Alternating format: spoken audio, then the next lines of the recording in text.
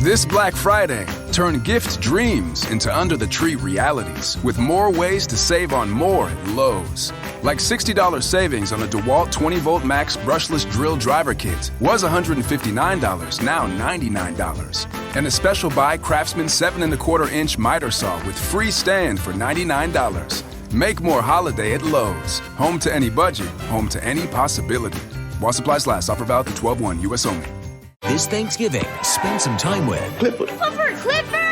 We got a dog. I noticed. You Can Run. Let's go! To the #1 family film in America. That's a big red dog. Clifford the Big Red Dog. Rated PG. Now play. In theaters and streaming on Paramount+. Hello listeners, and welcome to this week's episode of the Cult Vault. I'm your speaker Casey, and today we are revisiting familiar territory, but exploring new elements of it by looking at how deeply some movements cover up their true intentions and slowly reveal the truth as their recruits fall further in. This is the last chance to be involved in the monthly memoir giveaway of Helen Zuman's book Mating in Captivity, and to be in with a chance of winning a copy, simply follow, like and comment on any of my social media content across November. You can find me on Instagram and Twitter at cultvaultpod. If you have read Helen's work, please head over to Goodreads or Amazon to leave a review. Also, all of my patrons in the month of December will be offered a copy of this memoir. So if you are interested in getting a free copy of the book, but also in supporting the show, please head over to patreon.com/thecultvault or follow the link in the episode description. Patrons of all tiers will be offered a copy of the book with free postage, and you can become a patron from as little as £1 a month. I will also include some exclusive Cult Vault bookmarks. Also, there is a listener challenge coming in December. What is better than one episode of the Cult Vault each week? 2 episodes of the Cult Vault each week. Tell your friends, your loved ones, your dentist, your plumber, tell anyone who will listen to tune into the show, to subscribe and to leave reviews.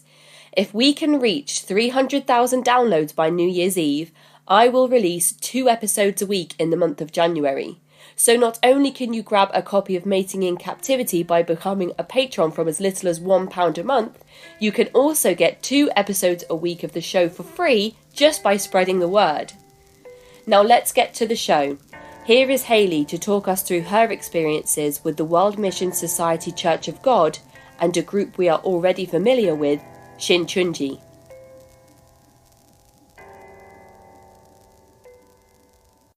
So hi Hayley, and welcome to the show. Thank you for meeting with me today and agreeing to share your story. Would you like to start by introducing yourself to the listeners? All right. Hi guys, my name's Hayley. I live in Texas and I'm a college student. I'm in my senior year right now, so I'm almost done.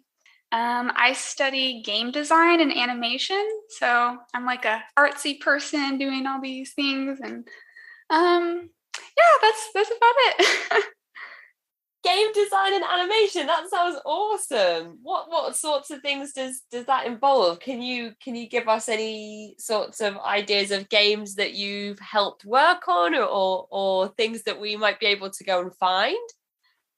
Well, I haven't really I've made my own games for school projects and stuff, but I've never worked on anything really big. I'm just studying how to make games, and I mainly do the art, so I do a lot of digital painting and character design and concept art and that kind of thing. That's mostly what I've been doing and focusing on with school. That's so interesting. I would have loved to have done something like that.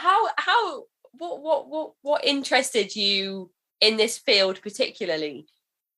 Well, I've always loved video games, and I've always been a really artsy person. So I was like, well, I love doing art and I love video games, so I can combine them and hopefully make a living someday out of it if I'm lucky. That's so awesome. That's so awesome. Do you have a favorite video game? Oh, goodness. There's so many. I think the one that I love the most and that inspires me the most is Silent Hill. Have you heard of it? Yeah, absolutely. Yeah, I love survival horror games, are like my favorite genre. So yeah, that's that. And actually, I just saw this morning the new Resident Evil trailer, which didn't look that great, but it's still exciting because it's like it's supposed to be more as opposed to the film franchise that was released. It's supposed to be more in line with the first Resident Evil video game. So when you first walk around the corner and you see the first zombie and it's the first like scare of the game and you're like, oh, it had that bit in the trailer. So I was like, oh, that's quite cool. But yeah, that's great. The Silent Hill games are super creepy, but visually very different to most other games that existed at the time that they were released. So yeah, I can definitely see why that would interest you. That's so exciting. Yeah, I play a lot of video games when I have time, and it's something that I do enjoy myself. I did play one game once that really resonated with me, and if any of the listeners are into video games and have access to this one game, it takes about 2 hours to complete, but you should go and check it out. It's called Journey. I don't know if you've heard of it. I think I have. Oh, it's just one of the most beautiful games. It's visually amazing. The soundtrack is great, and it's I can't tell you what the game is about, because then that kind of gives away what is so special about it. But I don't know if it's only PlayStation you can play it on, but you must be able to play it on PC. But anyway, anybody that hasn't played that game and has access to a games console and the internet should go and download that game and play it. It's called Journey. It takes about 2 hours. You don't have to be interested in video games to enjoy it. I've not been approached by this company at all to advertise their game either. It's just something that I personally really enjoyed, and I feel like it's a great gateway into the gaming world for people that haven't had too much experience or exposure to games and are like, oh no, because I don't know all the buttons, or not being thrown into like a massive multiplayer online role-playing game or anything like that. So right. Yeah, the name of that is Journey. Anybody that's interested should go and check that out. And if you do, I would love for you to get in touch with me and tell me how much you loved it, because there's like this little thing that happens and it's like amazing. And when it happened with me, when I played the game, I was like to my partner, I was like, oh my goodness, look at this. And he was like, yes, that's what I wanted you to play it. So if anybody goes and plays it and has that experience, please email me and let me know. But anyways, we're not here to talk about games that we've played, as fascinating and as interesting as that is. We're here to talk about your experience with two different movements. Is that right? Yes, I was involved first with the World Mission Society Church of God, and then after them, I was involved with Shincheonji. Right, and the World Mission Society Church of God is not something that I have come across personally. It's a bit of a mouthful as well, isn't it? Even if you shortened it to like to WMSCOG, it's still really long. So what can you tell us about this particular movement? Is it primarily American based or even just like in the south of America? So it is actually also a group from South Korea. Okay, interesting. Yes. And is this a movement that you were introduced to once you were older, or something you were involved in from a young age? I was introduced to it when I started college. So it's pretty recent. I was a freshman, so just a couple of years ago. Right. Okay. And how did that happen? Was it because you were a student that you stumbled across this group? Yeah, they're all over my campus. I've heard people from other campuses saying they're all over Texas. I know that they're all over the world, actually. But they, primarily go after students. So how did you first come to know of this group? Did you hear of them before you met somebody? Were you approached by a group? Were they involved in any of your classes? Talk us through your first engagements with the World Mission, the Society Church of God. Okay, so let's see, I think it was maybe a couple weeks after school had started. So I was brand new freshman. I was just outside walking around campus, and this girl approached me, and she was like, "Oh, hi. What did she say? She was like, "Oh, are you a Christian? Can I read this Bible verse with you?" And that's kind of weird, but I'm like a really nice person. I never say no. So I was like, "Okay, sure." And so she read this verse. I don't remember which one it was, but it insinuated that God was a female. It was very strange, something I've never heard before. I've always been a Christian, but honestly, I was like a part of that family that only went to church on Christmas and Easter. So really, I didn't know that much. So that was really interesting to me, and I was really intrigued.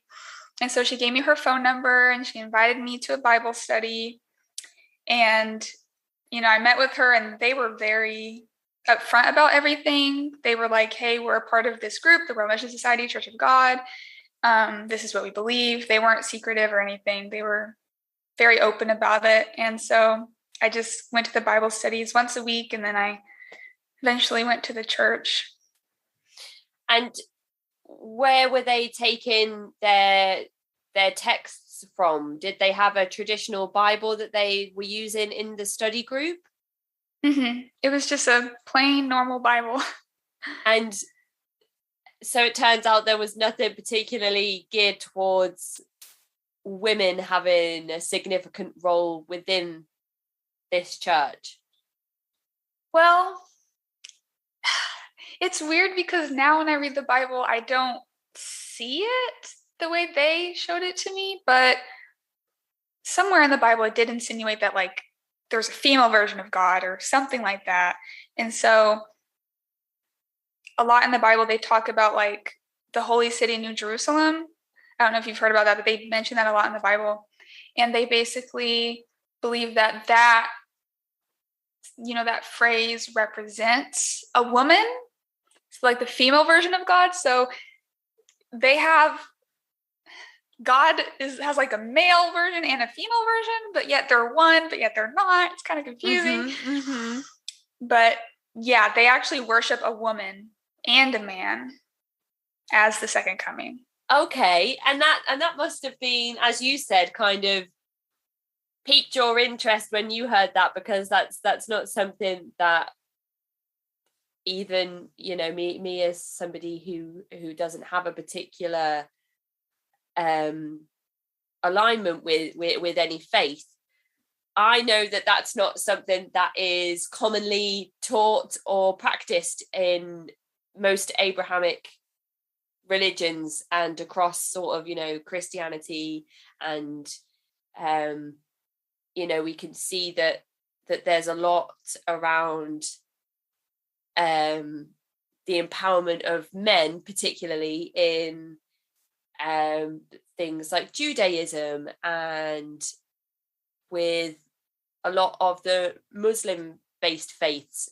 So I would have been also like, oh, that's not something that I've heard too much about. Come and tell me a bit more. So, and it's interesting now that if you pick up the Bible, you can't pinpoint particular parts that this group had interpreted in that way. So that itself is interesting as well, that they had very carefully chosen what parts they wanted to use that they could point at and say, now there's a double meaning to this, and that double meaning is actually that this represents a woman and a female, and that's the representation of women in this religious text. So right, I wonder if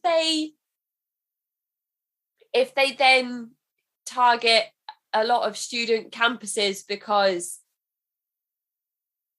there could be particular groups of people or particular age of people who are more likely to come on board if there seems to be progressive ideologies around the faith itself. You're right. You're a young independent woman. If you're not already going to a church, you might not want to go to one where women have to sit on one side and men have to sit on the other, and women aren't allowed to go up to the altar because that's a place that is reserved for men. So maybe that's a good in for a lot of the campuses that this group seem to be working on. I don't know if that's something that you've thought about at all. I've never thought about that, but it definitely makes a lot of sense. Definitely. And how you mentioned how some churches keep the women and men separated and make women do different things and men do different things. This group kind of did that too, which is weird. Like when I went to the church, women sat on one side, men sat on one side, and women had to wear like a veil over our hair. I actually have it here if you want to see it because I kept it. This is what it looks like. Oh my goodness. And we would only during like the worship services, and we would like just wear it like this throughout the entire worship service. And then once it was over, we could take it off. But yeah, like we had to wear this. So I didn't even think of that. For anyone that's listening that is wondering what this looks like, it kind of almost looks like a wedding veil. Yes, it kind of does. Like it's white.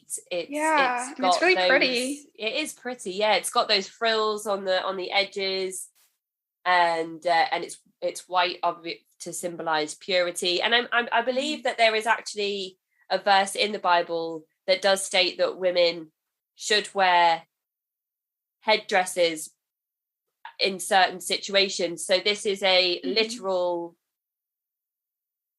activity taken or a literal act taken from the Bible translated into those church services.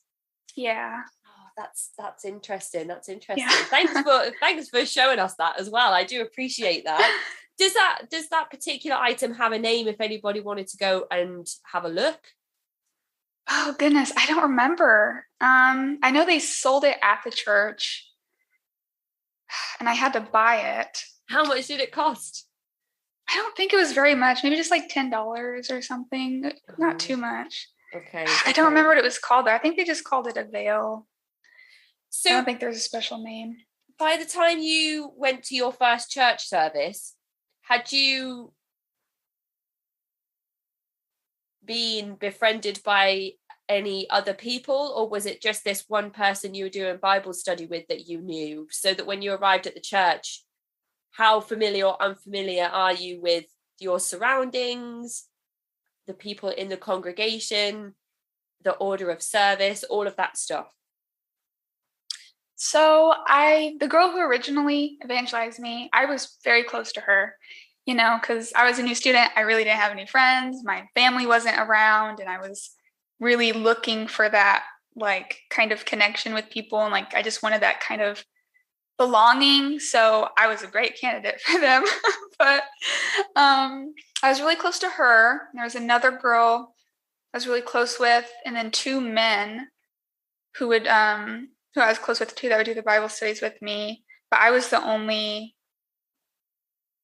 new person that actually, like, there was another new person who studied with me, but he stopped coming very quickly. But so there was only maybe 4 people that I was really close to. And then when I went to it's an actual church building. It's like big and grand. And when I went there, I really didn't know anyone, but everyone was really friendly. And I noticed there was a lot of children there, like lots of children, like toddlers and babies and stuff.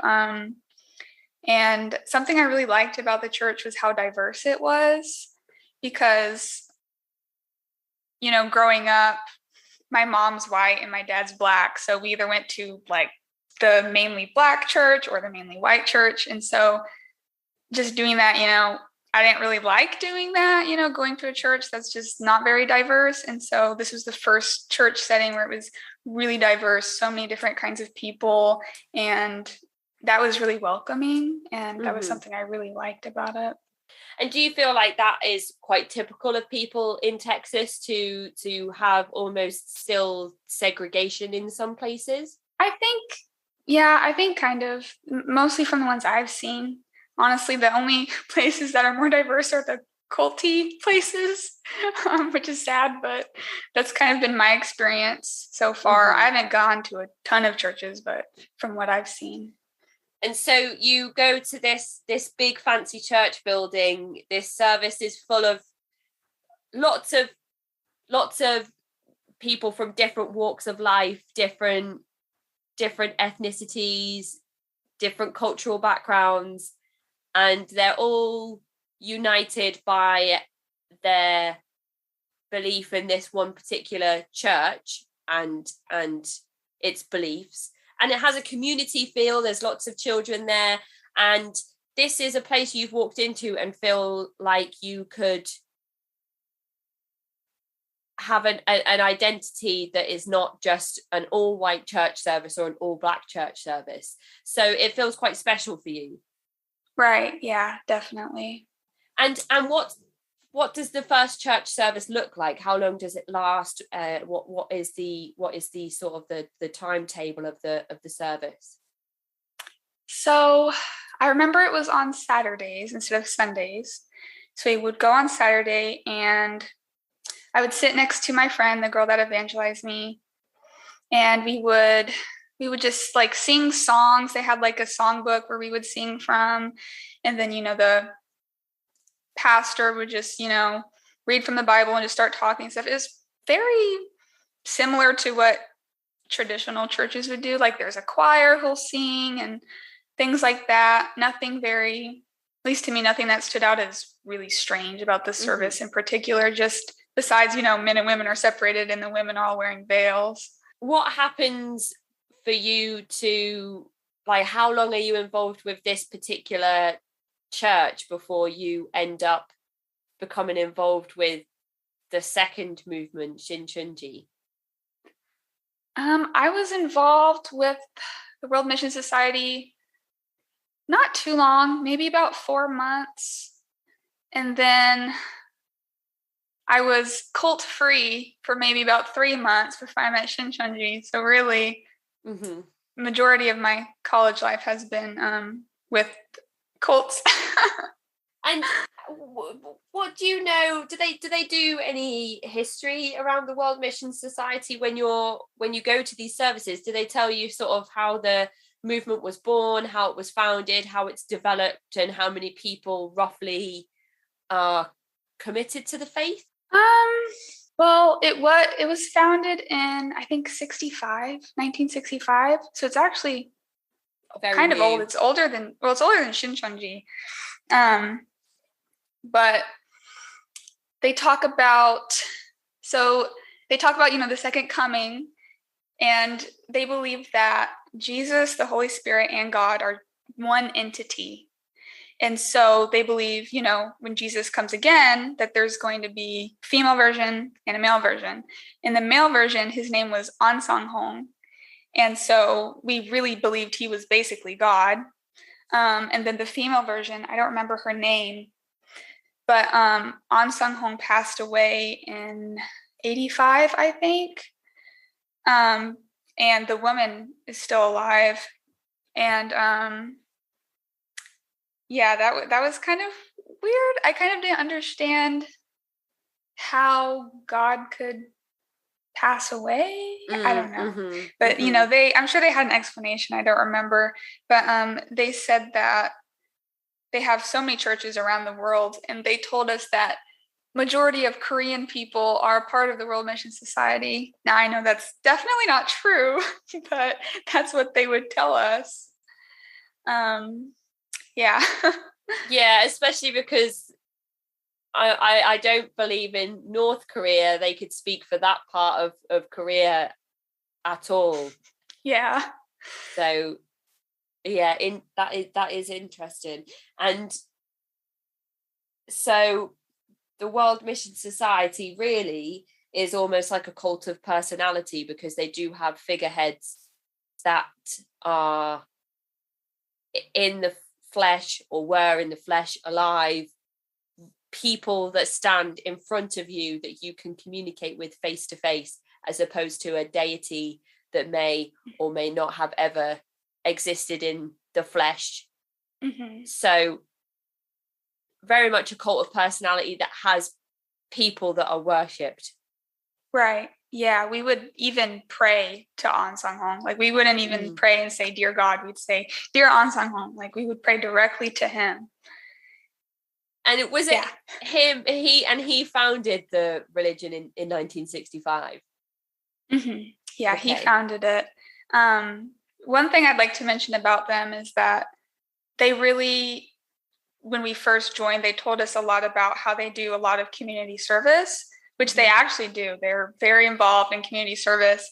And I remember the girl that evangelized me, she took a trip to Washington, D.C. because the government was actually giving a community service award to the World Mission Society for the work that they've done. And they even had like a plaque in the church that, Obama had given them an award recognizing them for their community service.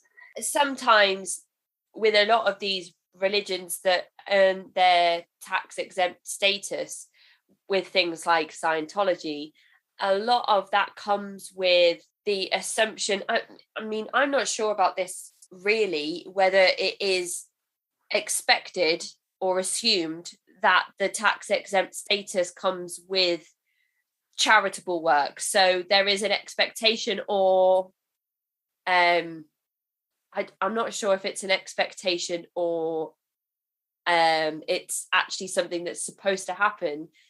The church uses that charitable status to give back somehow, whether it's through mission work. And so the World Mission Society have actually got accolades to their name, proving that they do go out and give back to society, give back to the community, and do a lot of good work.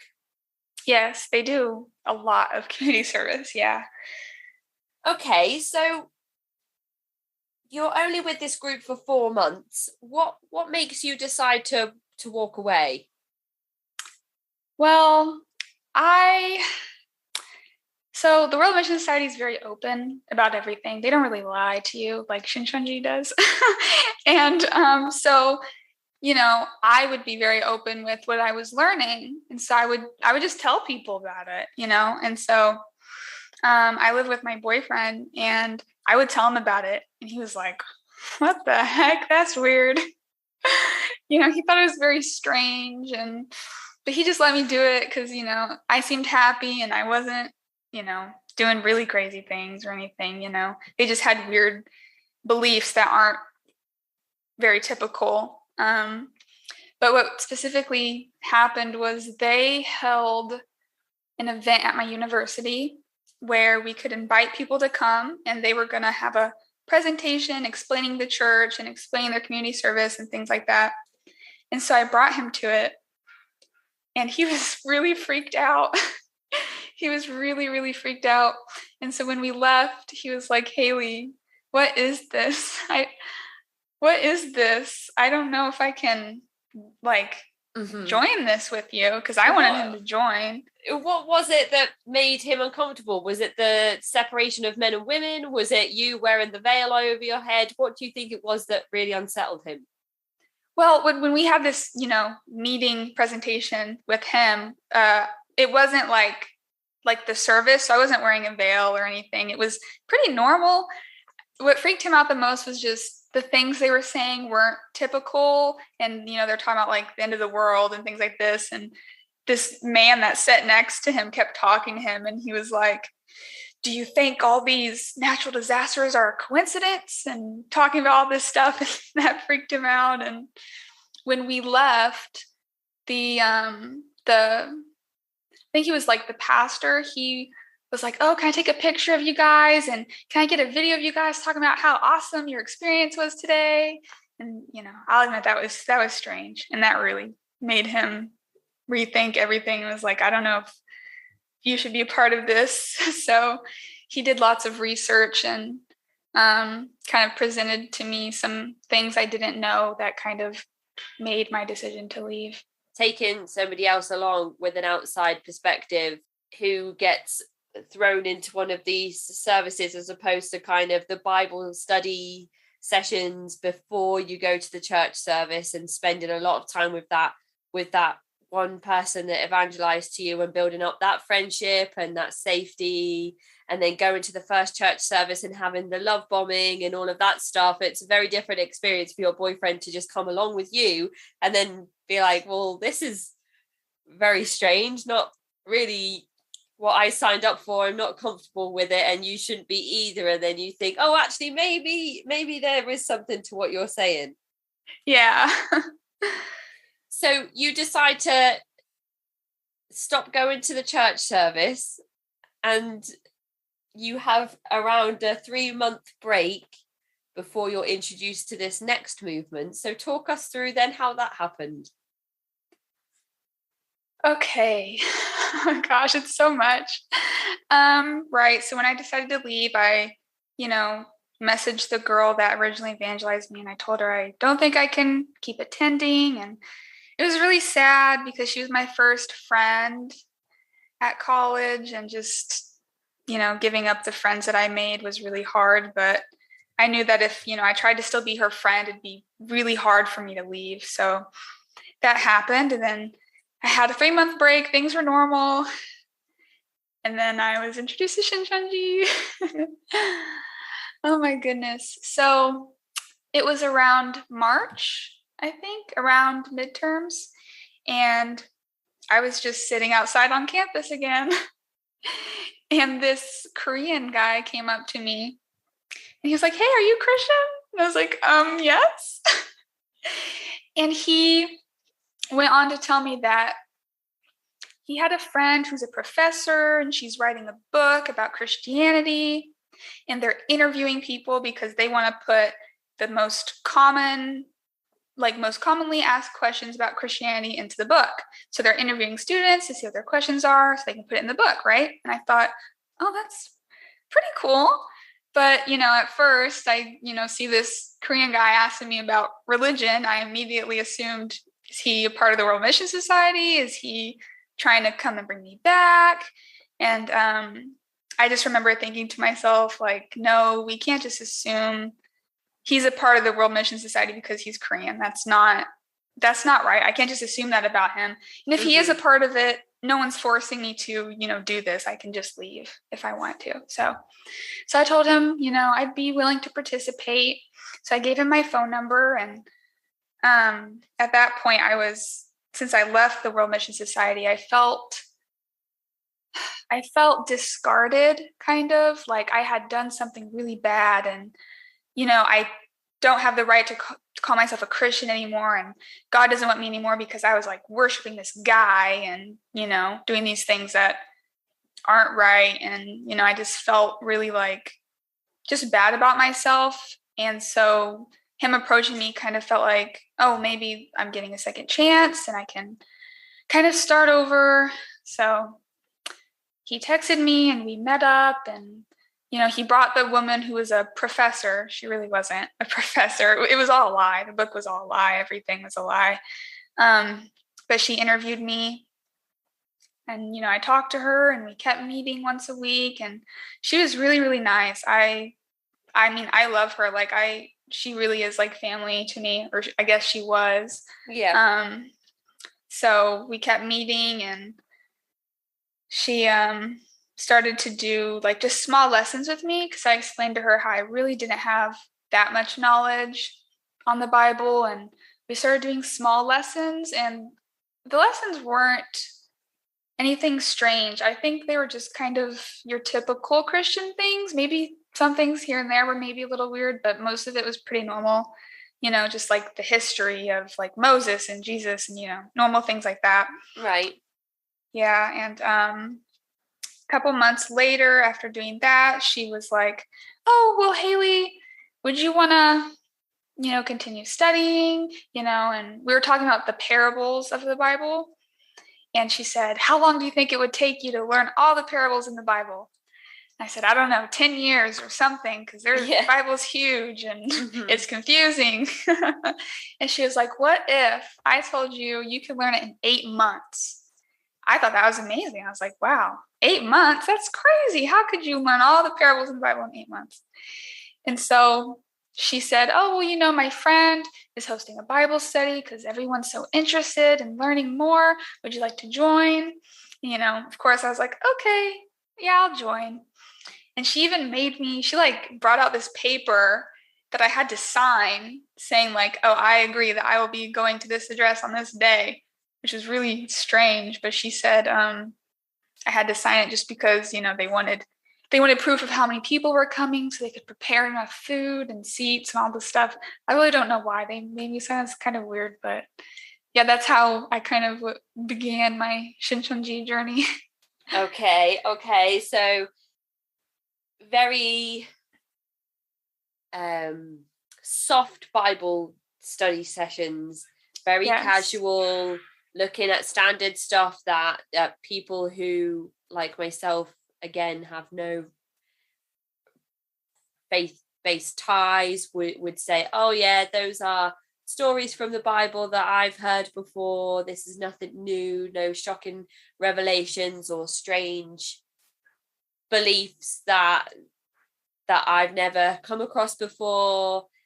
And then the 8-month thing kind of really grabs your attention. You're like, yeah, wow, definitely 8 months, that sounds great. Yeah, I'm already studying for college, so I'm in the mindset of like, jumping in and learning new things. So let's do this. So you're given the date and the time to go to this place, and what's your impression of that first group interaction? It was honestly really good. I had a really great first impression of them. It was at someone's house because, Shincheonji does not have churches. I mean, in Korea they do, but here they don't, So we met at this lady's house, and she was Korean, and she was really, really nice. And it was me and maybe eight-ish people. Okay. And really only maybe like half of them were actually new people. The other one were the leaves that I'm sure you've heard about. Yeah, right. So you get there, and there's yourself and 8 others in your group. So there's around about 9 of you in total, and it's your understanding that you are all brand new members, and this is like pretty much you all everybody in the room, it's their first time attending this Korean woman's house where you're about to have this group Bible study session. Yeah, it was my impression that it was just a student organization or some kind of student Bible study group, and we were all new here except for the teacher. But yeah, that was my impression. Okay, so what does that session look like? How long does it last, and what sorts of things are involved from start to finish? So we get there. It was in the evening, maybe around like 6:00 or something, and we just kind of introduce ourselves and talk for a while. And we had a small Bible study session. The Bible study session itself wasn't very long, maybe like 30 minutes to an hour, but we stayed longer just like talking and, having snacks and just getting to know each other. And I remember the weirdest thing was when I was leaving, there was this guy who, he was actually new with me. He wasn't a leaf. He was actually a new member. Right. And we just, we were talking and we're leaving, and he was like, I feel really good about this. This seems like a really awesome thing. I'm really like excited. This excites me. I feel awesome about this. And I was like, yeah, I feel great about this too. And it's weird because that's something you would expect a leaf to say, but he genuinely wasn't a leaf. We graduated together, and he actually left before I left. But yeah, he was actually new like me. So it's just a coincidence that he just happened to love it. So for anybody that's listening that hasn't tuned into any of the previous coverage that we've done of Shincheonji, which is often shortened to SCJ, can you just tell us what the leaves and the fruits are and explain that for people that might be unsure? Okay, so the leaves are members who have already graduated. They've already learned everything about Shincheonji. They're full on church congregation members. They know everything. And the fruit are the new members, the recruits, the people that are newly evangelized. So I was a fruit, and the leaves, they put the leaves in the groups, the new groups with the fruit, so the leaves will pose as new members. And they basically do that so they can kind of spy on the new members. And so they can, they try really hard to become friends with the new members, and they're always texting you, always wanting to hang out, things like that. And the thing that I think is the most manipulative about it is when, let's say I have a question or I'm feeling unsure about something, I say, this is strange, I don't understand this or that. Well, all the leaves come and they're like, oh, but it's great. It's amazing. Yeah. What do you mean? Like, look, read this and this. Isn't that awesome? And so I have all these people telling me it's great. And I'm like, you're right. It is great. What was I thinking? You guys are right. If everyone thinks it's great, then I must not know what I'm talking about. I just need to study more. Yep. And that is something we've talked about on the show a few times, the Solomon Asch conformity experiment, where people, I say this all the time, my listeners are like, Casey, talk about something new. You talk about the same things every episode. But it's because there's similar themes across all these different groups that we talk about. And I never know if there's anyone new listening. So I always like to just go over everything again. So the Solomon Asch experiment, I'm not sure if you've heard of it before. I think I've heard you mention it because I've listened to some other episodes. Yeah. And so there we go. I'm just like confirmation there that I just repeat myself all the time. So if everybody's opinion is that it's great and it's wonderful, and what you're having doubts, how are you having doubts? It's the best place I've ever been to. And then you're like, well, if everybody's saying that, then it must be me. Something must be wrong with me. So you're right when you say that firstly, it's manipulating because you are led to believe that everybody in that study group is new and having these first-time experiences alongside you, when in fact half of them have already been through the course however many times, once, twice, 10 times.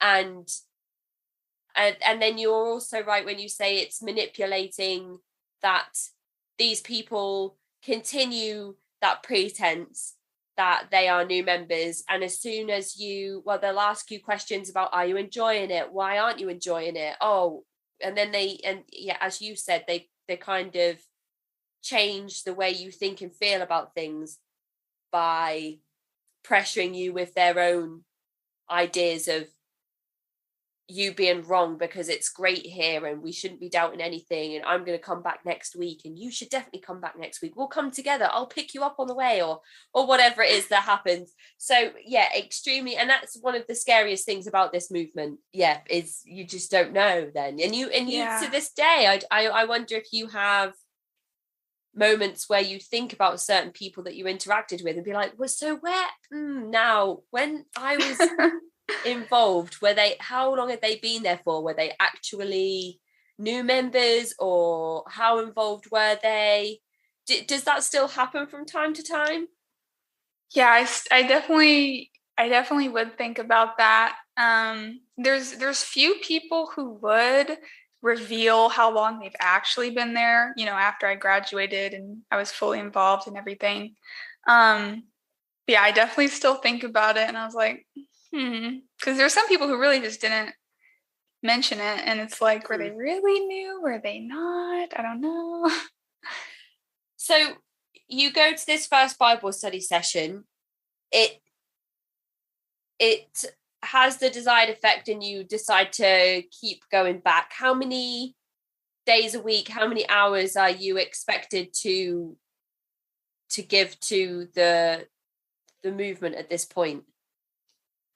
So when you start the official lessons, it's about twice a week. Sometimes you'll meet with them more. That's because, they just want to hang out, or they want to, get tea with you or something like that.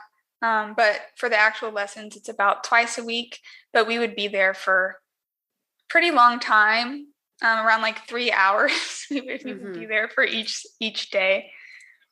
And that's how you're expected to learn all of this information in 8 months, is by giving so much of your free time to church-related activities.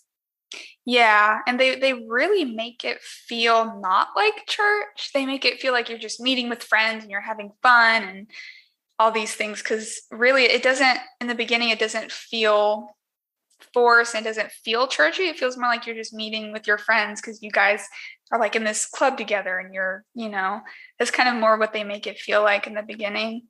When you are learning these parables, are you tested on them at any point? Is there any kind of official systems in place to see how well you are progressing? Yes, there are many tests that they have us do. They have, I know for sure, they have like one that we would do after we have the beginner lessons, one after we finish the intermediate, and one after we finish the revelation. But they kind of, especially once you finish the revelation, you have tests very often. At least once a month, you have a big test.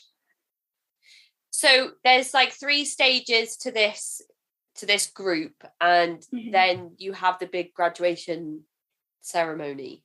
Yes. Where you become a fully fledged official member of Shincheonji. Yeah. Okay, so how long does the beginner section last for? Trying to think. I think the beginner and intermediate combined is about 8 months. Okay. Not including the original, like them meeting with you for evangelism and stuff, that, not counting that, but the actual beginner and intermediate lessons, I think, is about 8 months. Okay. And by the time you get to the beginner course, are you told at this point that it's Shincheonji that you're practicing with, or is that information still withheld from you? It's still withheld until you are at the revelation, until you start Actually, they even teach some of Revelation without telling you. Yeah, actually, I think it's after they finish. It's very weird. They'll teach you Revelation, and then they'll tell you, and then they'll teach you Revelation again, but with the fulfillment. Okay. Yeah. So very sneaky still. Yes. and you go through the beginner and intermediate course. You then go into Revelation. Are you told about the graduation ceremony? Is that something that you're striving for then when you're involved in this group? You're striving to get to that graduation ceremony, or is that something you're told about later on? We're told about it later on. Even after they told us about them being Shincheonji, we didn't even know about any kind of graduation. I think really they didn't mention it until maybe a month or so before it was actually supposed to happen. So how long does Revelation last for? I'm trying to remember. It's not as long as the other ones. Maybe just the first, before they tell you about, the promise pastor and everything, just kind of the initial, this is Revelation, maybe like 2 months or something. Okay. And then after they tell you about the promise pastor, they go even more in depth, which takes like maybe another 2 to 3 months. And then even after you finish Revelation, you never really finish Revelation. You're always studying Revelation. When you go further and further through these courses and get more involved in the movement, are you expected to be donating any extra time at this point, or does it always stay at roughly sort of 6 to 8 hours a week? As you get more involved, you are expected to spend more time. You're expected to, of course, come to both of the study sessions that they have twice a week. And they'll sometimes have events and things like that. But once you actually graduate, way more time is spent, way more time. What happens if you can't make either of the study sessions in the week? You have to do makeup sessions. I had to do that a lot because the times they had schedules did not work with my school schedule. So I'd have to come on different days and things like that. And I just have to do a makeup session with them. Would you ever be contacted by a member asking sort of maybe why you're not present at certain study sessions? Yes, we would always discuss my attendance before the session. If you don't attend in a session without telling anyone at all, you're kind of in trouble. So we would always talk about it beforehand. So like when school's starting back up, I'd give them my schedule and we'd plan everything out. And if something comes up, I have to tell them immediately. Something comes up and I can't come to the makeup session, I have to tell them and we'll figure it out. But it's really rare actually that someone just doesn't come and doesn't, text them beforehand or anything.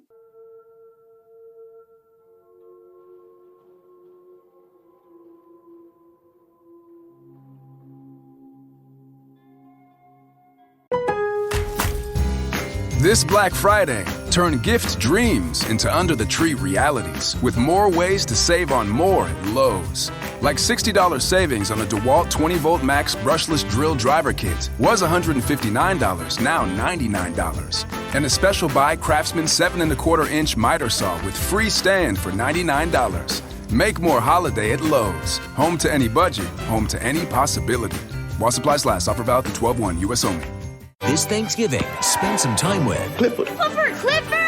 We got a dog. I noticed. You Can Run. Let's go! To the #1 family film in America. That's the big red dog. Clifford the Big Red Dog. Rated PG. Now play. In theaters and streaming on Paramount+.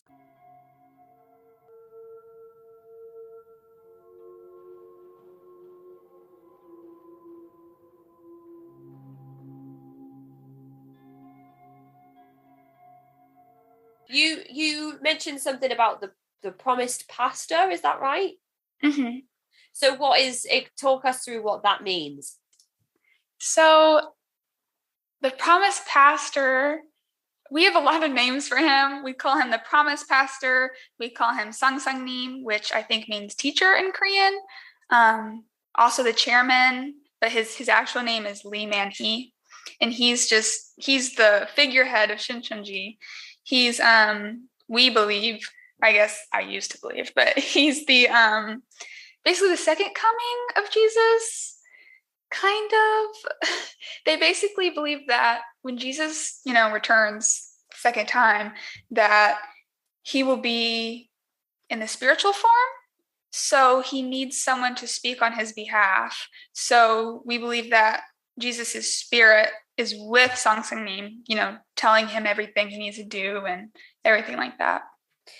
So in that sense, then, quite similar to the first movement that you were involved in, the World Mission Society, in the sense that this is a male reincarnation of Jesus Christ, God the Savior, and another Korean man. So another cult of personality. Mm-hmm. And the chairman who you are you supposed to pray for him at all, like you were in the first movement, encouraged to pray for the male leader of the World Mission Society, or was it different in that sense? It was kind of different. So in the World Mission Society, we would pray to An Sang-hong as if he actually was God. But with Shincheonji, we're not supposed to call the chairman God, anything like that. Like that's bad. He's not God. He's not Jesus. We would pray for him. Like if he's, because he's 90, I think right now. So, if he's having health problems or something like that, we'll pray for him, but never pray to him. We always pray to God. Right. And Lee Man-hee, you said he's the founder of this particular religious movement. Do they do with Shincheonji what they did with the World Mission Society and have sort of history lessons where they tell you the birth of the religion and how it moved throughout Korea and the rest of the world? Yes, very, very in depth. So every single chapter of Revelation, well, they believe that Revelation's been fulfilled, I think up to 18-ish. I think that's about somewhere around there, the chapter that we're at right now.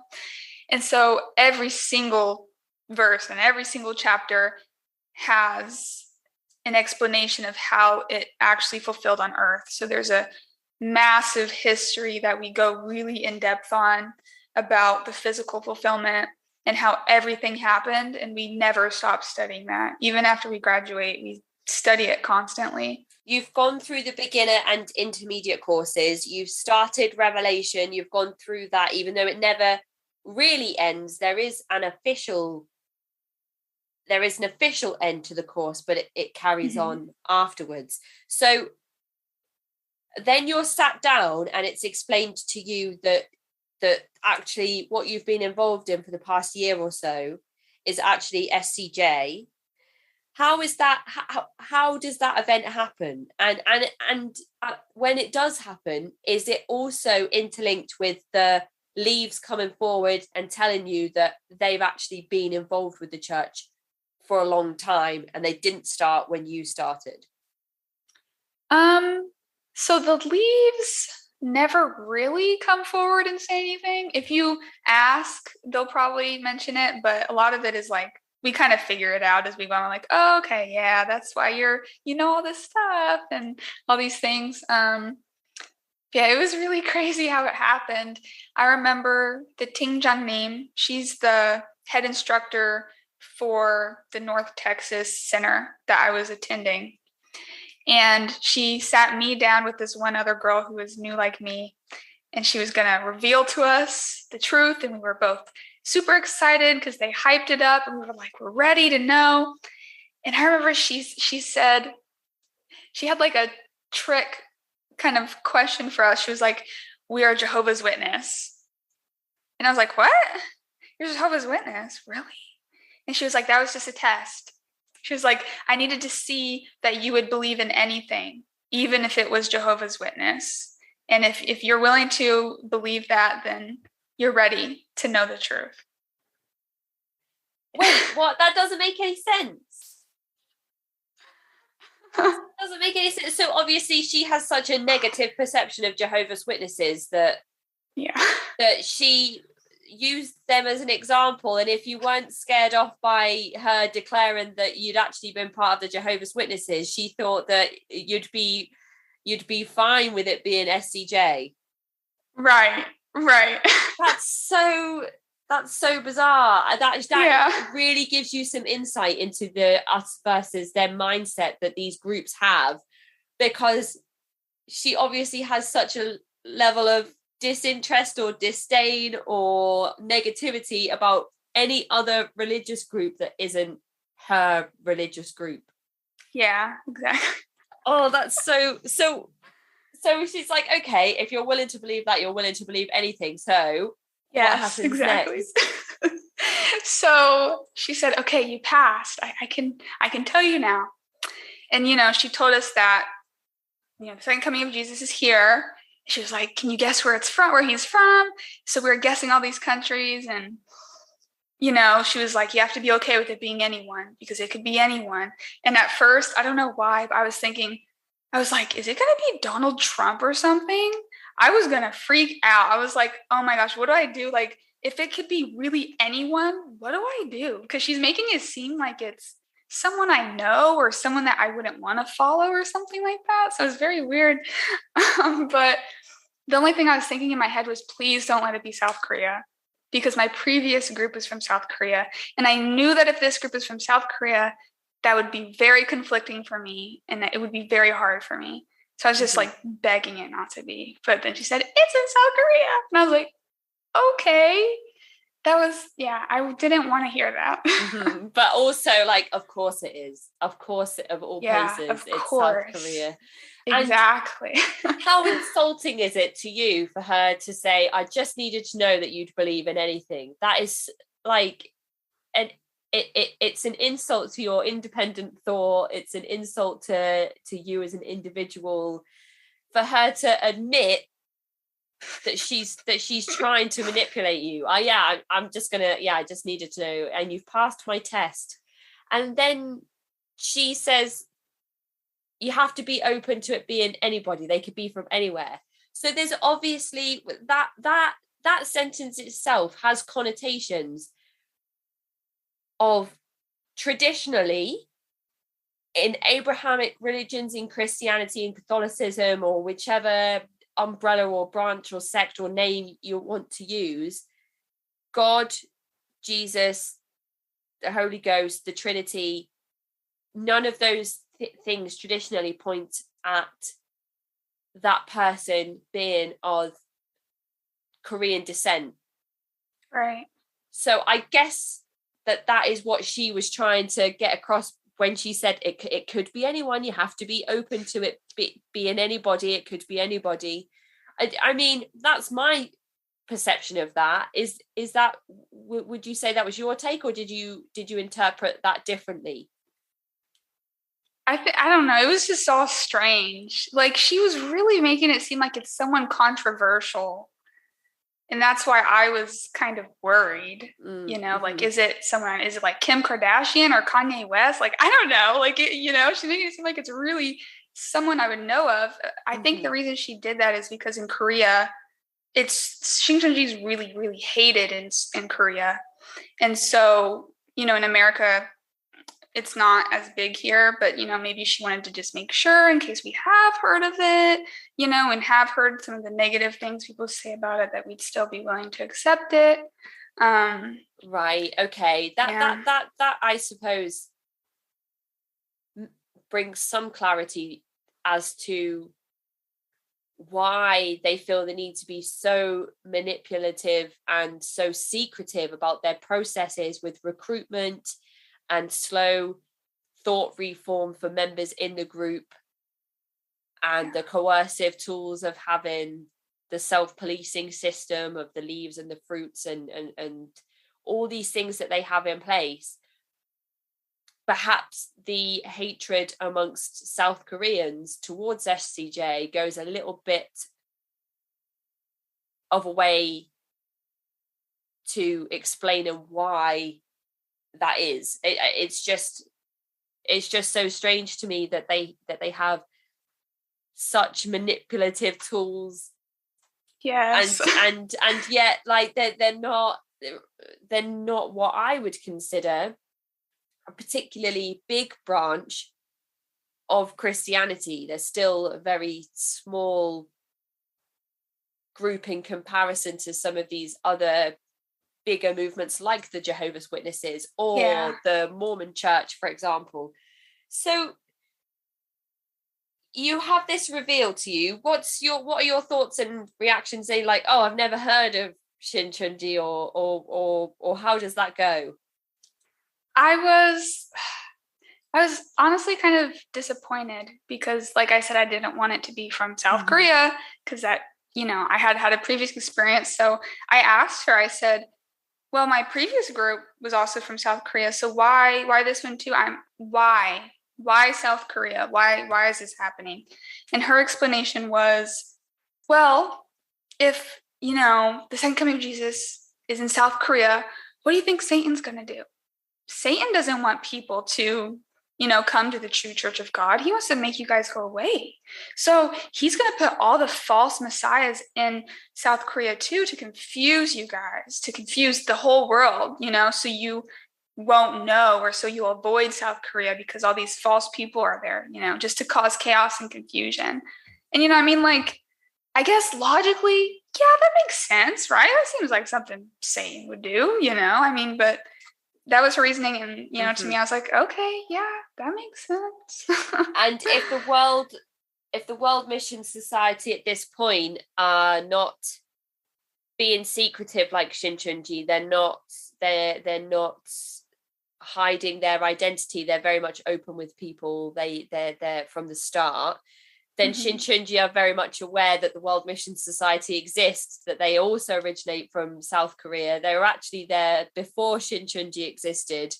And they are also evangelizing on college campuses and recruiting similar people into their movement. So it gives Shincheonji a very good basis to come up with answers to the types of questions that you might be asking at that point. Yeah, definitely. And what happens from this point onwards? You are then told about this graduation ceremony. Is that something that is then revealed to you? I don't remember exactly when the graduation was revealed to us. But I know it wasn't. They revealed it maybe a month or so before the actual graduation happened. It was weird. It was really weird. At first they said, oh, we'll have the graduation and all you have to do is pass this test. And once we pass the test, we like sign the book of life and fill out this form full of information that has our email and our birthday and our blood type. And some people, I don't remember if they asked for our social security number or not, but I know I did not put my social security number because I know for sure I didn't have it memorized. And that's just weird. I don't remember if they asked us. I've read, some other people say that they have been asked. I really don't remember if they did that for us. But we had that kind of mini graduation ceremony at the center here. And then later on, they were like, oh, we're going to have a bigger graduation ceremony in Houston. And so the Texas head Shincheonji Center is in Houston. So we all got on a van and went to Houston, and we stayed there for a night. And they actually rented like the auditorium out at a big university, and we actually held a graduation there. And how many people roughly attended this in terms of the overall number and also the number of people graduating on that day? Worldwide, they said it was 300,000. I think that number is exaggerated. I do not think it was actually 300,000 people. But as far as like just our ceremony we had here, it was quite a bit of people. I'd say maybe like between 100 and 150 people. Okay. And are you encouraged to bring family and friends along and tell them about this ceremony that you're going to, or is that something that you're kind of told not to do, perhaps? Oh no, we tell no one. It's super, super duper secretive. They even set us down to help us make excuses to tell our parents as to why we had to go off to Houston for the weekend. Right. So, that's really interesting. So they've been so secretive during your recruitment and introduction and slow indoctrination into this group. And then once you're on board, you're also then encouraged to adopt those same traits into your everyday life about the secrecy and keeping Shincheonji's identity hidden away from how was that put to you? Why were you told to keep that to yourself? Well, the main reason was because they say that, this needs to be revealed to people slowly, just how it was revealed to us slowly. And they're like, remember how you felt in the beginning? And it was like so amazing. And like that whole process is necessary for you to grow and for you to, be a part of this church. It's necessary, or else, things may go wrong and then you could fall away. And once you fall away, there's no coming back. And, so we were told the whole process was necessary. So if someone especially found out about the fulfillment before they could go through that process, it was almost guaranteed that, they would spiritually die. And, of course, we don't want to kill our family or our friends and stuff like that. So we kept it secret. So it's put to you that you are protecting your family and friends by not telling them that you're involved in SCJ. Yes. Okay. And then that is very similar to what one of the previous guests said about their experience with SCJ when it was revealed to them that they had been surrounded the entire time by people that have always been involved in the church but pretended that they were new like them, that it was done to protect the new people. It was done, we didn't want to scare you, we did it for you, we concealed our true identities for your benefit. So there seems to be a very reoccurring theme of that in SCJ as well, which is quite interesting. Definitely. So you have this big graduation ceremony, which is not something that we've spoken about too much before in the previous episodes. I know that some people we've spoken to didn't get as far as the graduation ceremony, decided to dip out before it got to that point. But you mentioned that after your ceremony, the time expected from you to donate to the church then increases. Yes. So it increased a lot. It increased, right? Okay, so talk us through then that process. What happens to you and your relationship with this movement from graduation onwards? So after we graduate, it was so much. So I graduated, I think it was fall of 2019. So it was about 2 years ago. So it's been a while. And after that, so we would attend the worship services, which is twice a week on Wednesdays and Sundays. And the worship services themselves are about 2 hours. And then afterwards, we would have a cell meeting with our cell group where we would discuss the worship and show our notes and things like that. And that would be about 1 hour. And then they would have, they'd have like morning prayer, which was about 4 days a week. And then we would also have extra revelation training, which when COVID started, they had that every single day that we were expected to attend. They would also have evangelism events where they would teach us how to evangelize. And yeah, we would do that. And then they would also have mindset training too, where the group in Houston would host it. And so we would meet with like all the Houston people and we'd all be on Zoom together doing the mindset training, which is, I guess, to train our mindsets on how we should be thinking and stuff. Yes, it was a lot that was expected of us to spend. And did any of your friends, families, or your partners at this point, did any of them ever question like what you were doing with all your spare time, why you were so busy and why you couldn't be with other people a lot of the time? Yeah, I really kept it hidden. I was actually living a double life at that time. It was really crazy, but I kept it super hidden. Really, no one knew. My parents didn't really know. They're like, oh, okay, she's doing a Bible study. Cool. Like if people ask what I'm doing, I'm like, oh, I'm doing my Bible study. Or I'd say, oh, I'm meeting with a group of my friends on campus or something like that. The only person who really saw how much time I spent was my boyfriend because I live with him. And so he would always be like, you spent a lot of time with them. But I seemed happy doing what I was doing. So he was okay with it because I seemed like I was happy. So he was like, if you're happy doing it, then do whatever you got to do. And at this point, are you just kind of brushing it off as Bible study because you are following SCJ's direction on not revealing too much of the truth, or are you keeping that information close to yourself because you're worried about how other people might view your involvement with SCJ? I said it was a Bible study because Shincheonji told me to. Yeah, we're not allowed to say anything about it or reveal it to anyone at all. You mentioned in your emails to me something that you wanted to talk about specifically that also wasn't mentioned in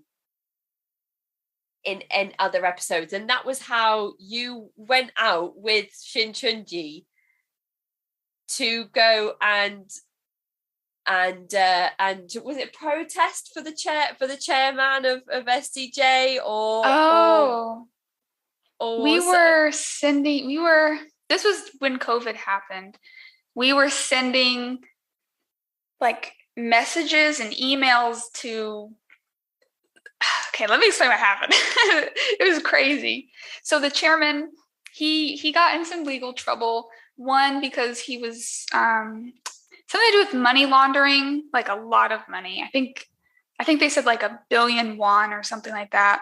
And then also when COVID happened, Shincheonji basically just caused a mass spread of COVID in South Korea. I think it was the 31st infected person was a Shincheonji person. And from them, it just exploded. And so the government, came to the Promise Pastor and said, listen, we need a list of every single in like a list of all the names of the people who are part of the church because we need to like contain this virus. And so he didn't cooperate. He, didn't give it to them in a timely manner. And then he also didn't give them all the names. And so, with COVID, it's a very timely thing. You have to act quick. And so they got him in trouble for that. And, we were told that, he's an old man. He can't be in prison. They're violating his human rights. So we were tasked with doing mass amounts of research to find every single human rights activist or influential person literally in the world that would maybe be able to do something. And so for my center in North Texas, they gave us a list of a bunch of organizations, universities, and we were each assigned with finding people, a part of those organizations and universities, finding their emails, finding their Twitter accounts, their Facebook accounts, their Instagram accounts. And then we would post them all. And then we all wrote essays that we would then be checked by the Tingjungnim to see if they were good. And we would talk about why they need to help Songsangnim. And we sent them out to all the emails, all the social media. And like, it's not like one person would send it to one other person. It would be like maybe like hundreds, maybe even thousands of people sending all these messages to like this one person, to their email and all of their social medias. So we did this for so many people. So it's like activism really inside the church at that point. Yeah, because, we were like, Promise Pastor's 90, he shouldn't be in prison. And we were freaking out thinking our Promise Pastor's going to go to prison. And so everyone did all that they could to reach out to everybody that we could think of. And at this point, then, is your identity as an SCJ member revealed to family and friends, or is it still something you manage to keep hidden from them, despite going out and having this very public opinion about Lee Man-hee being imprisoned? It's still very secret. We were told to, if we needed to make fake emails or make fake accounts, to just do it. Or if we could use our real accounts with just, private messaging or something, then to do that. But to still keep it very, very hidden from our family and everyone. And reflecting on it now that you have moved away from SCJ, do you realise that Lee Man-hee probably should have been in prison for what he did? Or do you still think that given his age and status and level of criminal activity, or I don't know if criminals that, what is it? It's difficult. What are your thoughts on that now, that situation? I have mixed feelings about it because honestly, I've only been gone from Shincheonji for about a month and a half. And I don't know. I feel like I still kind of have some empathy for him, but I do think that especially regarding the, COVID scandal, that was not okay. That should have been handled way differently. And I think he actually ended up not getting in trouble for the whole COVID thing, but he did get in trouble for the money laundering. And I believe he was in prison for about 6 months. Yeah, the money laundering side of things, if it's proven, absolutely criminal activity. The COVID thing, I don't know if he was solely responsible for the congregations in Korea or people still flying over and attending the particular church where the mass spread happened. I don't know if he was present there. I don't know if he advocated for it. I don't know if he just got into trouble for it because he is the chairman of the church and so was responsible for providing all of that personal information for followers of the church. I'm not sure. However, obviously money laundering, definitely something that over in England anyway, you would get into a lot of legal trouble for. So that answers that question on what I posed to myself before on whether he was a criminal or not. So you said you've only been out for a month and a half. So you were involved with SCJ for around about 2 years. Yes, around, 2.5 years if you count when we first met. Yeah.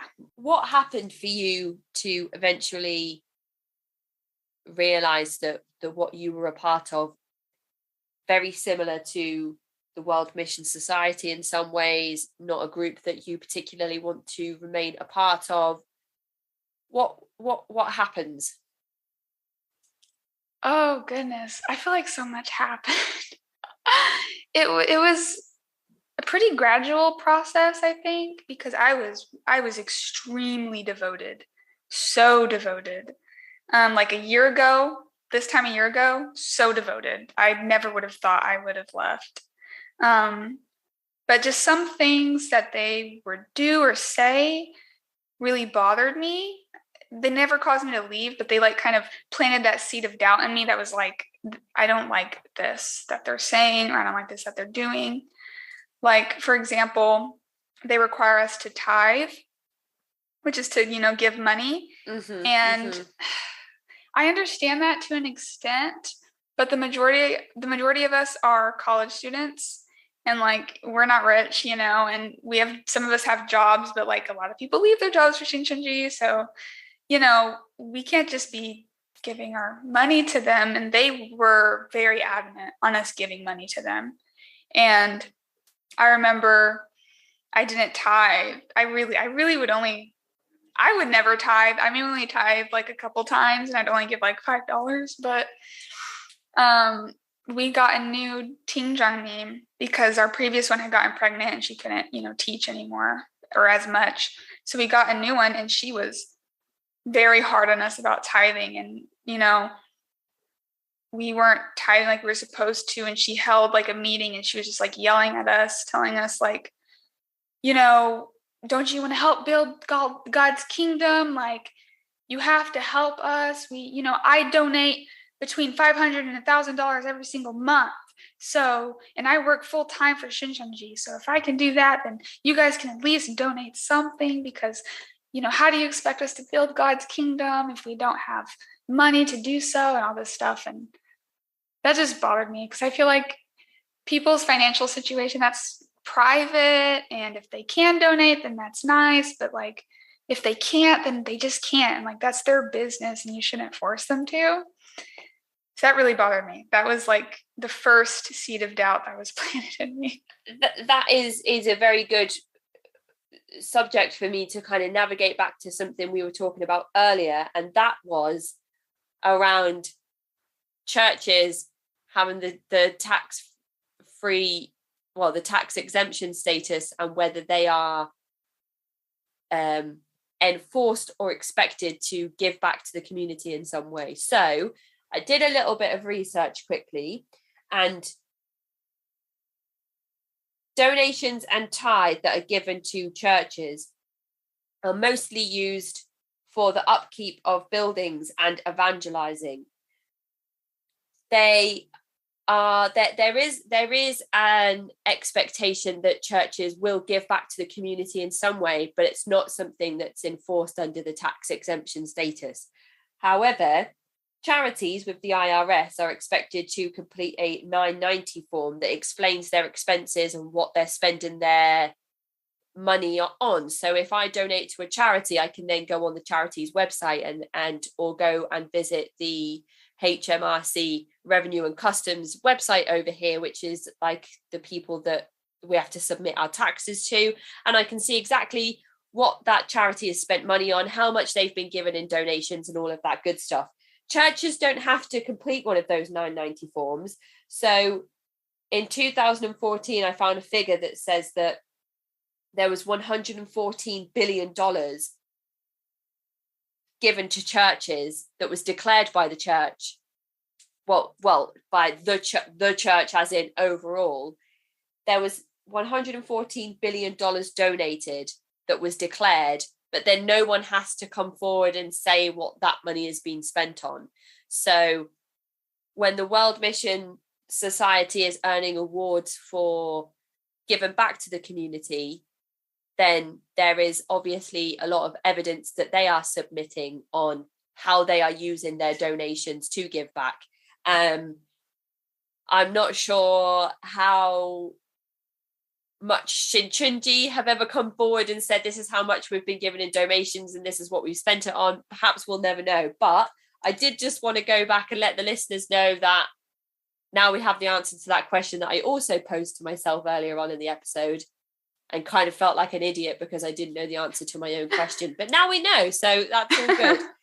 So you start to get a little bit uneasy with some of the more forceful ways of thinking and behaving that Shincheonji are putting forward, especially with things like tithe. And so you have a few doubts, and do they start to increase and build? Once you've got that little seed of doubt there, it just grows and grows, and you have more and more thoughts about, well, if that's the case with this, then maybe that's the case with that. And is that kind of how that starts to happen? I'd say yes, very slowly, but yeah, especially when just so many things is put on each other and just they kind of just build up.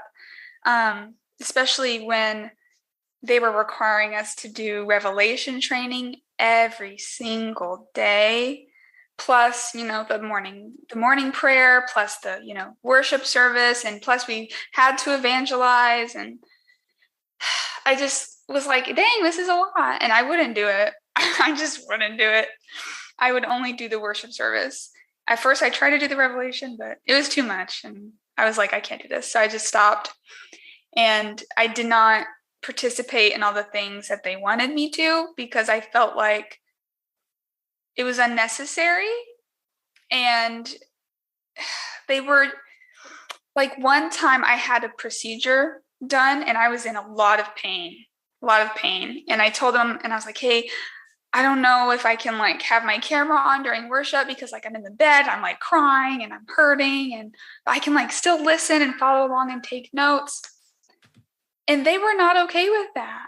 They were like, no, you have to wear your nice clothes. You have to be sitting upright. You have to have your camera on. That made me so upset. And I just said, well, I'm sorry, I can't do that. And I just listened with my headphones, had my camera off. I just did that, even though they told me not to. I just did it anyways. Because I told them, I was like, I mean, at least I'm trying. Like I'm doing something. I'm trying, at least I didn't say I can't do it. That bothered me a lot.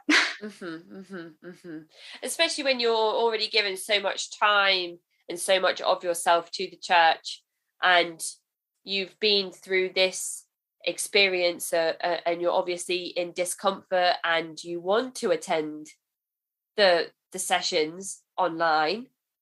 And when you're asking for a little bit of leeway, because you're under a special set of circumstances at that particular point, when the leadership is not sympathetic to your cause whatsoever, that's got to be quite hurtful. That's got to make you feel like you're not respected as an individual in the church whatsoever, because nobody is saying, oh, actually, do you know what? We should make an allowance for Hayley this week because of this. She's come forward and said she still wants to attend the service, but we're just going to disregard all of that because she should be attending in exactly the same way everybody else is, even though she's like bedbound.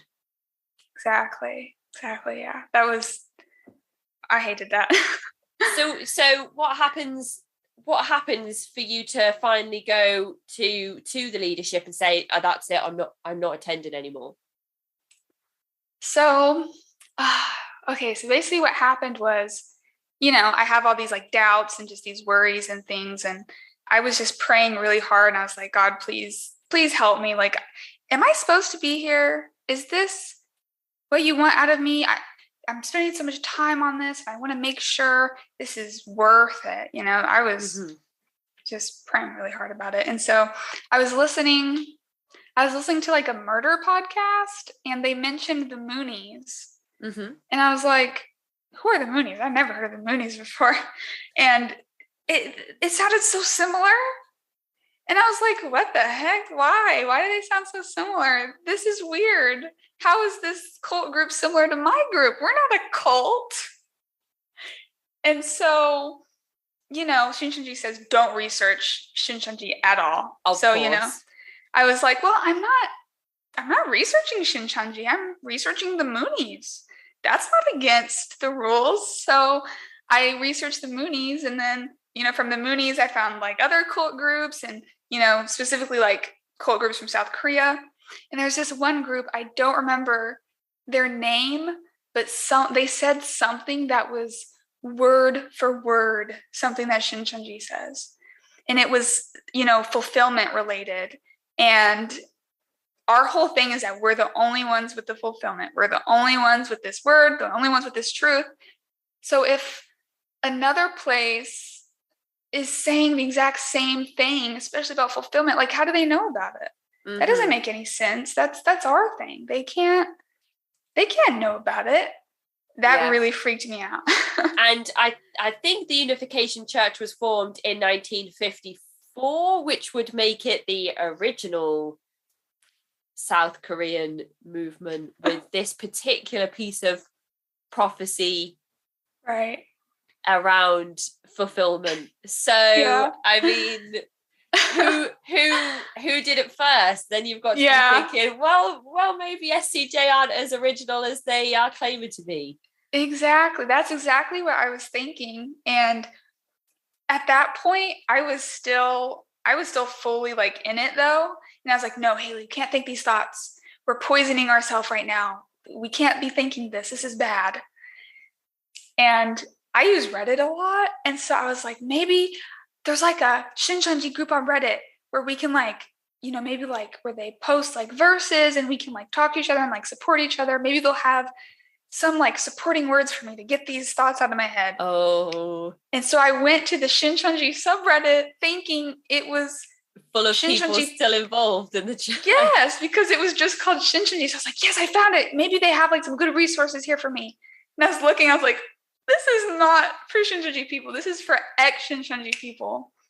And at that point, I had already seen too much and I was like really doubting. And I put my phone away. I was like, no, we can't look at this. But I just kept thinking about it. And I was like, oh my gosh, is it really? I don't know. And, they mentioned gaslighting in the subreddit, and I really didn't know what that meant. So I did research on what that meant. And I was like, am I being gaslighted? like, yeah, that's basically how it happened.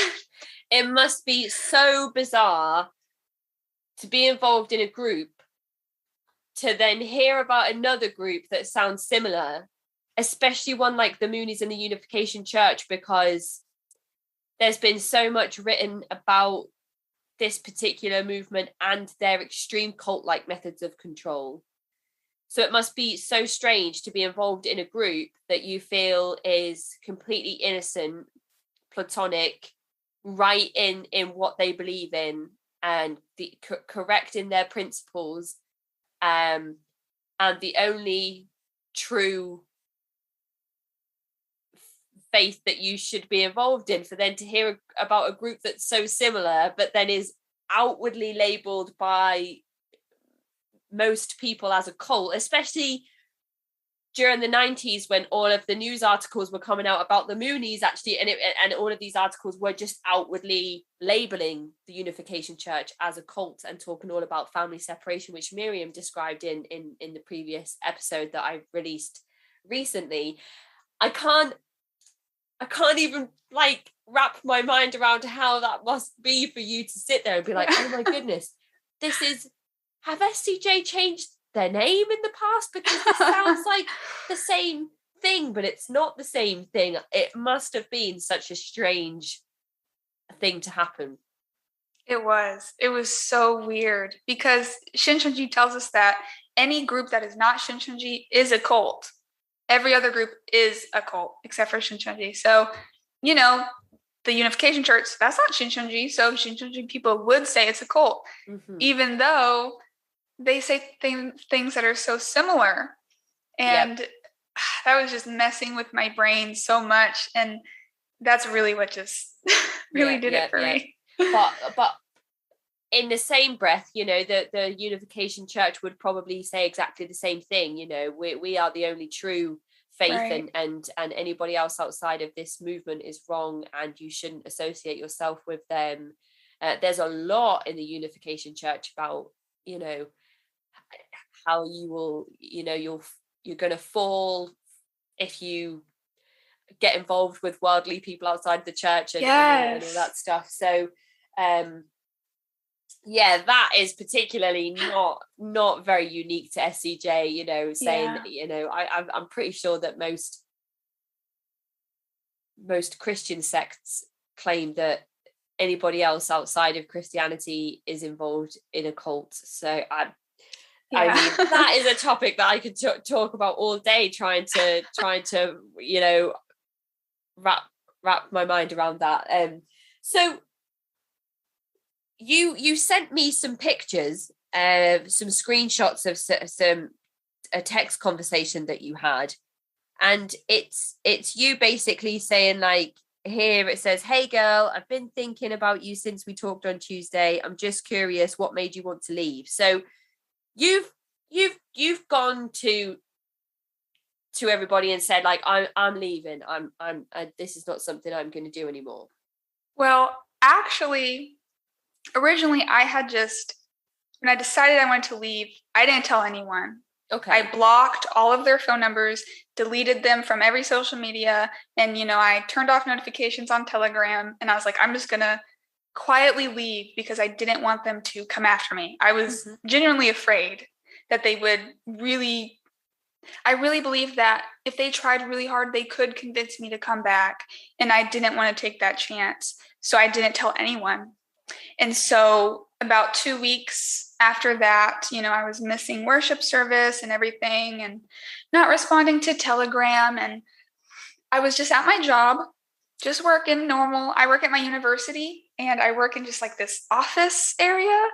It's not really accessible to students. Students don't just walk in there, but 3 girls from Shincheonji just walked in and just came at me. Okay, so the exact interactions that you were worried about have now happened.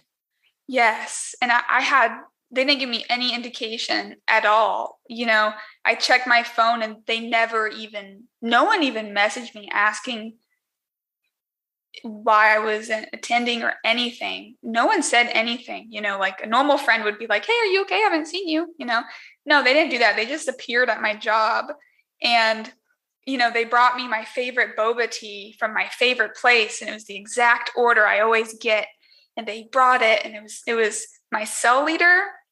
It was, and then 2 girls that I graduated with. One of them actually the cell leader and one of the other girls lives at the house, the center. And so, they came up to me. I'm like, "Hi, Haley, how have you been? We haven't seen you at worship in a while." I was so shocked. I was literally shaking. I was just so freaked out by that. And I was like, "I'm fine. Everything's fine. I've just been really busy." And they just kept kind of questioning me. And I just played it off like everything was fine. I've just been really busy and I'll be fine. I mainly just didn't want to make a scene in front of my boss and my coworkers and stuff, because it's a super quiet office and like these 3 people just come and start talking to me and everyone's looking at me like, what the heck is happening?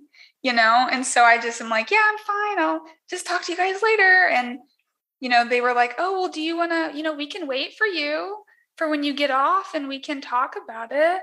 I was like, "Oh, no. I have a meeting with my mom after this and she's picking me up and I can't." That was a lie, but, I didn't want them to wait for me. So when that happened, I was like, okay, I have to tell them I'm leaving. I can't just quietly leave or else they're going to keep like doing this. So when I got home, I only messaged those 3 girls. I didn't message anyone else. And I just told them that, I can't do this. I'm leaving.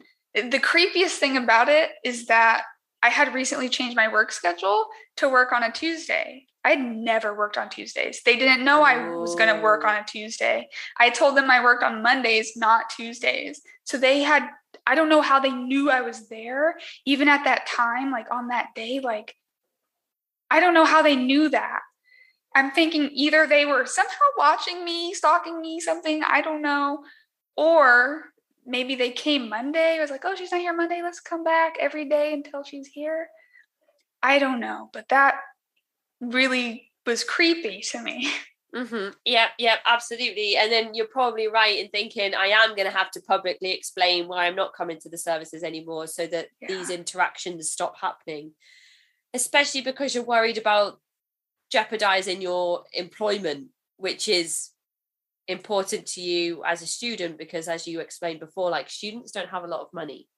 And so employment at that point is probably particularly, you know, important in terms of remaining independent financially at that time in your life. So you get a text message a little while later from one of these three people, and that's the text that says, hey girl, I've been thinking about you since we talked on Tuesday. I'm just curious what made you want to leave. And then in this text conversation you just kind of say like, oh, you know, there's loads of other stuff going on, I'm just kind of busy, and they just don't seem to leave it alone. They keep coming back to you like, but why did you really leave? Like, why would you want to leave?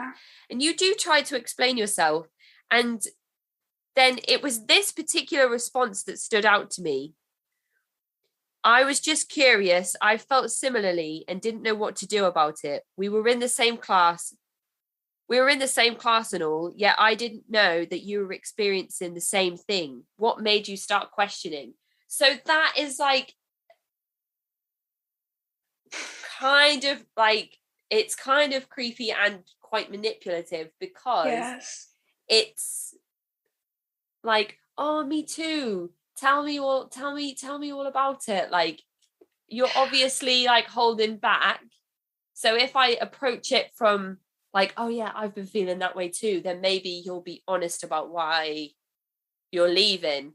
So you come back and say, well, honestly, this is how I've been thinking and feeling. And then from that, this person then goes on to say, I understand how you feel because I felt the same thing. But then they send this long text message, and at the end of it, it says like, what happens when you're wrong? What happens when you leave this group and it's the wrong decision to make? And so they completely like 180 on what they're saying to you. They're like, oh yeah, I understand you. I feel the same way. I've been having like similar doubts. However, like, imagine if you actually leave and you never come back again and really bad things happen to you. Like, I don't. Yes. How do you, like, did you respond to that last message? They were all the pictures I got. So I didn't know if you just stopped responding at that point because you obviously weren't getting anywhere with being like, look, I'm just leaving. Yeah, I just stopped because when she sent the message saying she felt similarly, I was cautious because I was like, maybe she's just saying that. But then again, I was like, but maybe she's really opening up to me, and like, maybe I could help her leave too, and we could like support each other and like still be friends somehow, you know? That's what I was thinking. So I told her like how it was affecting me and just how it just murdered my mental health being a part of Shincheonji. It really just messes with you. And when she was like, oh, well, you can't blame Shincheonji for your problems. That made me so angry because I felt like she didn't even care. And yeah, and you absolutely can blame Shincheonji for the way that you're thinking and feeling at that point. Exactly. And it's not fair for her to try and put that on you. Right. It's like just more gaslighting happening. Yeah, absolutely. That's exactly that's exactly what it is. So since you've left, have you spoken to your family, friends, boyfriend about the experience and what really happened? Have you spoken to anybody maybe professionally about it? What has your life been like since? I've only talked to a few of my friends about it. Mainly friends who I have that also go to the same university as me, because I don't want them to be dragged into it also, because I know they're still recruiting on campus. And, I told my boyfriend about it, and that's it. I didn't tell my parents. I might tell them. I don't know. I feel like they would feel guilty for, letting me get part of this group, but I don't want them to feel that way because, you know, I don't think it's their fault. It's just something that happened. It could really happen to anyone. Yeah. But when I told one of my friends is a Korean major, and she had met the Shincheonji people. They had reached out to her. She met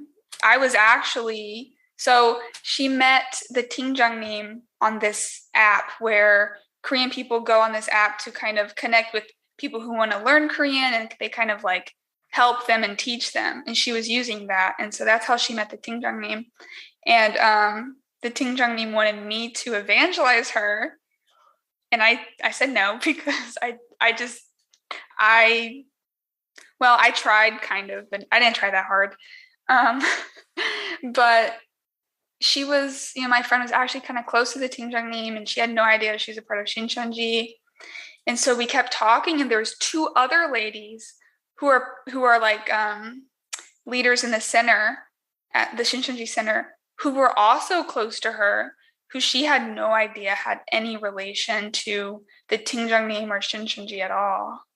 And so, you know, I told her all of this, and she was like, oh my gosh, that's crazy. And I even found another girl who left the campus like a year and a half ago who had also been reached out to. And, you know, we compared phone numbers, and like we had, you know, the same people, the same Shincheonji people, and she had no idea it was Shincheonji either.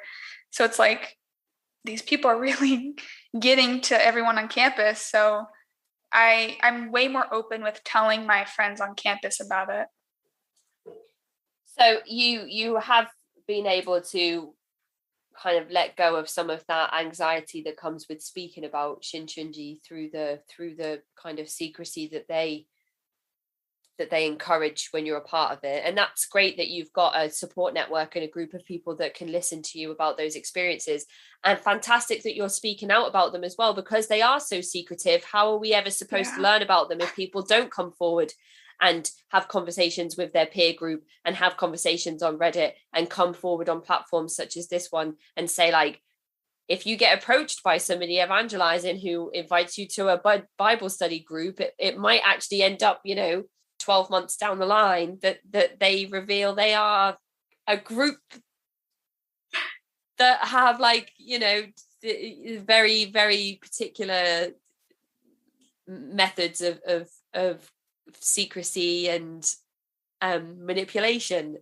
So yeah, it's very good that you're coming forward, but fantastic that you have people who will speak to you as well now that you are opening up to people and having those conversations. And the experience is obviously very fresh. You mentioned that you've only been away from them for a couple of months. I'm sure navigating this reintegration into typical everyday life that doesn't include, you know, 10 plus hours a week dedicated to Shincheonji will be, for a few months more, very, very strange experience for you. And if anybody ever does evangelize to you on the street, you know, there could be some anxiety attached to those types of experiences. So I'm sure Shincheonji will always have a level of influence over your life, even if it becomes very minimal. But of course, one of the tragedies about these types of experiences is no matter how long or short your involvement with a group, some of that does stay with you for the rest of your life. So again, coming forward and talking about these groups and how to identify them and potentially saving 1 or 2 other people from becoming involved in with these particular groups is not to be taken lightly. So I think that's everything today, Hayley, unless there's anything you wanted to mention particularly that you think we've missed.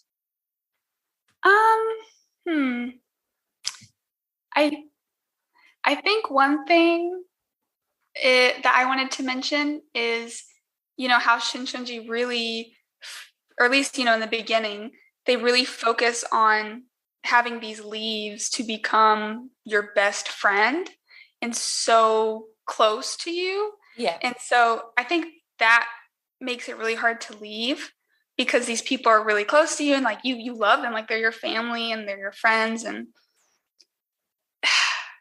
it was really hard for me because when I left, a lot of the people, actually pretty much all the people that I felt the closest to didn't say anything at all to me. They didn't reach out. They, even after I made it clear that I was leaving, they didn't say anything. And like, our whole thing is that, if you're in Shincheonji, you're going to live forever and, you're amazing and all these things. And we can't let people leave because they're going to die. They're going to spiritually die. And like, we don't want that. And so it's like, with their mindset, why would you want to let your friend die? Like, the way they see it is I'm like killing my spirit right now by leaving. So they're supposed to try to help me not do that. And when they didn't do that, that made me see like they really weren't my friends. No, yeah. And that's unfortunate, when you build these close bonds and you feel so close to these people and you have these relationships, and then you realize that love is conditional, and real friends, real family, people that really care for you, obviously that love should not come with any conditions. It should be unconditional. And just because you've decided not to go to Shincheonji services anymore, or believe the same biblical text that they do, or the same prophecies that they do, it doesn't mean that they should care for you any less. You're still a human being with thoughts and feelings and emotions and individuality. Right. That, of course, that must be upsetting when you realize that, oh, I'm only worth something to you when I dedicate myself to SCJ. And then when I decide to renounce my faith with SCJ, you no longer care for me. Yeah. It's hard. It's like when somebody says like, oh, I vote this way, and then someone says, well, I vote that way, so now we can't, like, if you don't conform with my thoughts, my feelings, and the way that I believe, then we can't be friends. And it's weird.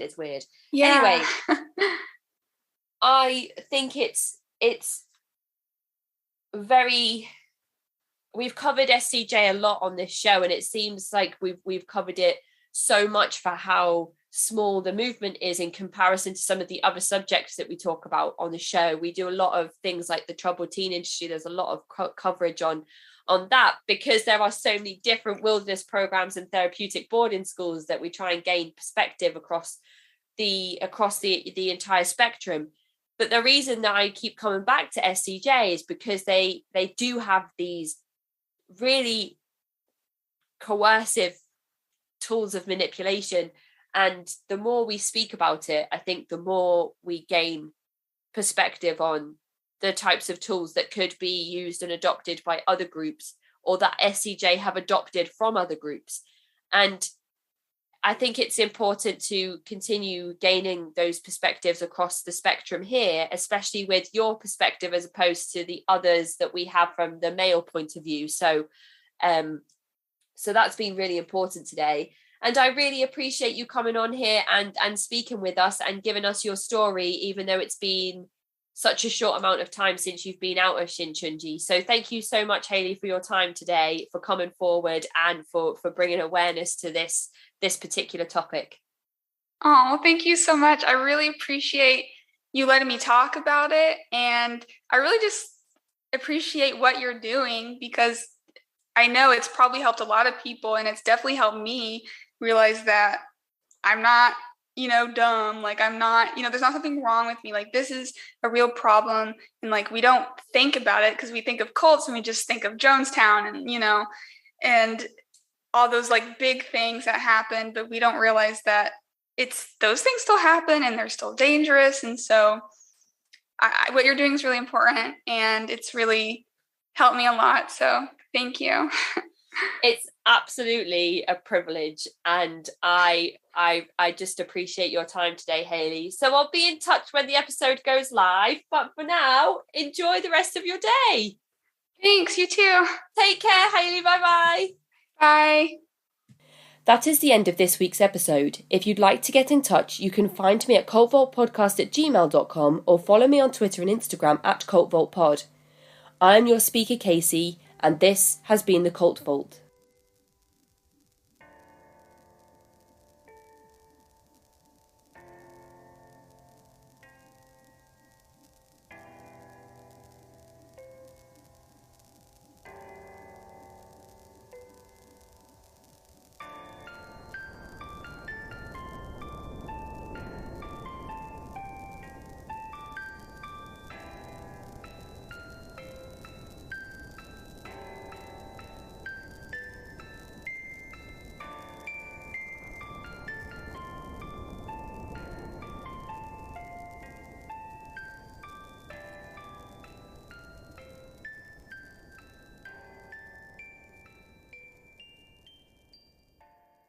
This Thanksgiving, spend some time with Clifford. Clifford!